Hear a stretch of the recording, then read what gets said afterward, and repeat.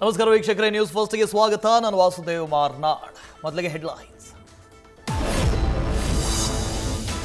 ಪುಣೆ ಬೆಂಗಳೂರು ಹೆದ್ದಾರಿಯಲ್ಲಿ ಹೊತ್ತಿ ಉರಿದ ಕಾರು. ದಾವಣಗೆರೆಯ ಹುಣಸೆ ಕಟ್ಟೆ ಬಳಿ ಏಕಾಏಕಿ ಕಾಣಿಸಿಕೊಂಡ ಬೆಂಕಿ. ತಕ್ಷಣ ಕಾರಿನಿಂದ ಇಳಿದು ಪ್ರಾಣ ಉಳಿಸಿಕೊಂಡ 6 ಜನ.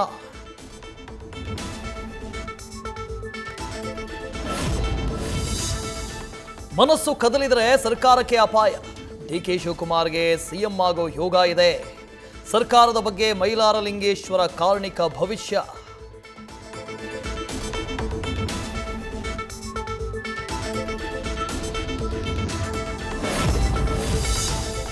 ಸಿದ್ದರಾಮಯ್ಯನವರೇ ಇನ್ನೂ 2 ವರ್ಷ 11 ತಿಂಗಳು ಸಿಎಂನ ತೆಗಿಬೇಕಾದ್ರೆ ಶಾಸಕರ ಅಭಿಪ್ರಾಯ ಪಡೆಯಬೇಕು.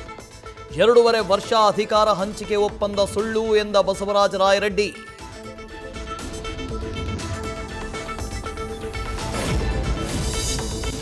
ಶಿವಮೊಗ್ಗ ಜೈಲಿನ ಖೈದಿಯ ಹೊಟ್ಟೆಯಲ್ಲಿತ್ತು ಮೊಬೈಲ್. ಎಕ್ಸ್ರೇಯಲ್ಲಿ ಮೊಬೈಲ್ ಹೊಟ್ಟೆಯೊಳಗಿರುವುದು ಪತ್ತೆ.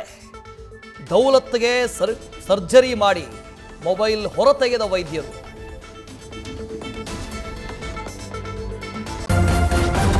ನ್ಯೂಸ್ ಫಸ್ಟ್, ನಿರ್ಭೀತಿಯಿಂದ ನಿಮ್ಮ ಪರವಾಗಿ.